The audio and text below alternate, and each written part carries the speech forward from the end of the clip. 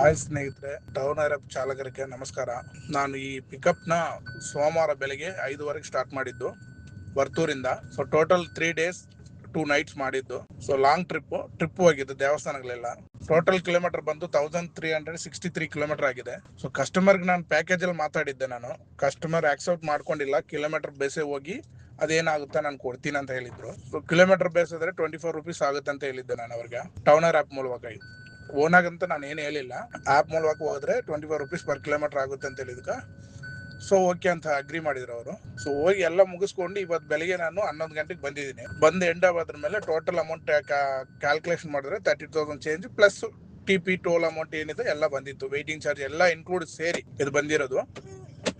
Discount ಬಂದು 2700 change ನಾನು ಅವ್ರಿಗೆ ಡಿಸ್ಕೌಂಟ್ ಕೊಟ್ಟಿದ್ದೆ. ನಾನು ಅವ್ರು ಕೇಳಿದ್ರು ಫೈನಲ್ ಆಗಿ ಡಿಸ್ಕೌಂಟ್ ಎಷ್ಟು ಕೊಡ್ತೀರಂತ. ಸರ್ ರೌಂಡ್ ಫಿಗರ್ ನನಗೆ ಅಮೌಂಟ್ ಬಂದು 30 ಕೊಟ್ಬಿಡಿ, ಕಿಲೋಮೀಟರ್ ಬೇಸ್ ಏನಿದು ಡಿಸ್ಕೌಂಟ್ ಇಷ್ಟು ಟೋಲ್ ಟಿಪಿಯಲ್ಲಿ ನಾವೇನು ಮಾಡೋಕ್ಕಾಗಲ್ಲ ಅಂತ ಹೇಳಿ. ಇದು ಥ್ಯಾಂಕ್ ಯು. ಆ್ಯಪ್ ಚೆನ್ನಾಗಿದೆ, ಎಲ್ಲ ಯೂಸ್ ಮಾಡಿ.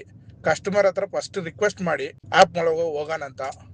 ಓಲಾ ಒಬ್ಬರನ್ನ ಕೆಲವು ಟೈಮಲ್ಲಿ ನಂಬ್ಕೋಬಹುದು, ಕೆಲವು ಟೈಮಲ್ಲಿ ನಂಬಕ್ ಆಗಲ್ಲ. ಬಟ್ ಈ ತರ ಮೀಟರ್ ರೀಡಿಂಗ್ ಅಲ್ಲಿ ಕಸ್ಟಮರ್ ಬರ್ತಾರೆ ಅಂದ್ರೆ ನಾವು ಹಾಗೆ ತಗೊಂಡು ಹೋಗ್ಬೋದು, ಯಾವ ತೊಂದರೆನೂ ಇಲ್ಲ.